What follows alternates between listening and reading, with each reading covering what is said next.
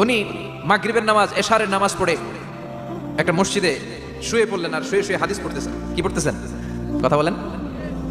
আর মনে মনে ভাবলেন রাতটা মসজিদে কাটায় দিই, ফজরের নামাজ পড়ে আবার বেরোবো। কিন্তু দারোয়ান এসে বলে মসজিদে থাকতে পারবেন না, ওঠেন। দারোয়ান আছে না, কথা কন।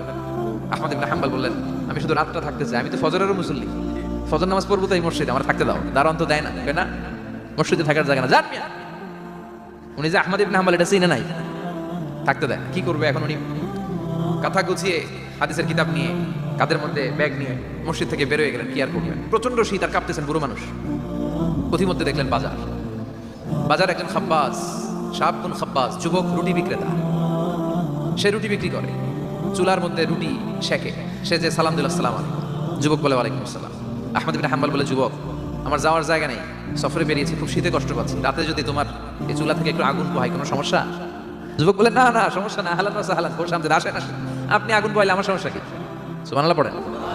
আল্লাহ শুকরিয়া করে উনি বসলেন আর আগুন পোহাচ্ছেন। আর খেয়াল করলেন যুবক রুটি বানায় আর পরে আস্তাগফিরুল্লাহ, রুটির দলা বানায় পরে আস্তাগফিরুল্লাহ, খামির বানায় আর পরে আস্তাগফিরুল্লাহ, রুটি নিয়ে উনুনের ভিতরে চুলার ভিতরে সেকা দেয় আর পরে আস্তাগফিরুল্লাহ, দোকানদারের কাছে কেউ আসলেই সে রুটি দেয় আর পরে আস্তাগফিরুল্লাহ, ক্রেতার কাছ থেকে টাকা নিয়ে ক্যাশ বক্সে রাখে আর কি পড়ে, আবার রুটি বানানো শুরু করে আর কি পড়ে, খালি এটাই পড়তেছে। ইমাম আহমদ ইবনে হাম্বল তো অবাক, কিরে এটা আবার কেমন যুবক, খালি আস্তাগফিরুল্লাহ।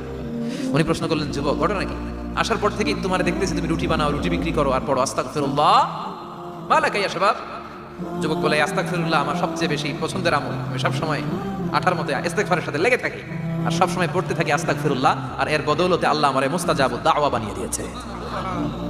আহমদ ইবনে হাম্বল তো অবাক, আনতা মুস্তাজাবুদ দাওয়া, তুমি মুস্তাজাবুদ দাওয়া রুটিওয়ালা?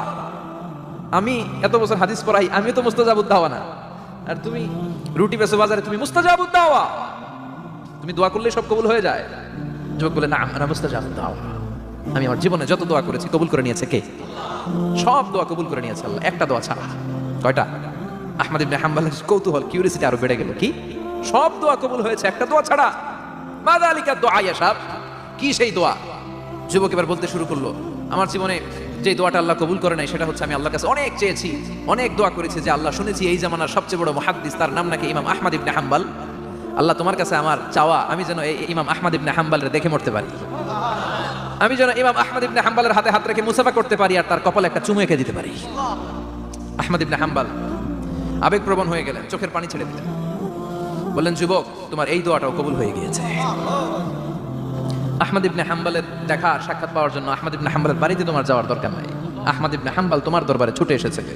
আনা আহমদ ইবনে হাম্বল মুহাদ্দিসুদ দাহর, আমি নিজেই আহমদ ইবনে হাম্বল। যুবক চোখের পানি ছেড়ে দেয়, আহমদ ইবনে হাম্বলের চোখের পানি ছেড়ে দেয়। যুবক চিৎকার মেরে ইমাম আহমদ ইবনে হাম্বলকে জড়িয়ে ধরে, হাতে হাত রেখে মুসাফা করে, কপালের মধ্যে চুমু খায় আর আল্লাহর শুকরিয়া করে বলে ও ইমাম আসলে এই দোয়াটাও আল্লাহ আজকে কবুল করে নিল। বিশ্বাস হয় সবসময় ইস্তেগফার করলে আপনার দোয়াগুলোর এইভাবে কবুল করে নিবে কে? এই পাঁচটা জিনিস পাবেন সবসময় যদি ইস্তেগফারের সাথে লেগে থাকেন। রাজি আছেন তো? এই জন্য বিশ্বনবী সব সময় নামাজে সালাম ফেরানোর পরে পড়তেন আস্তাগফিরুল্লাহ।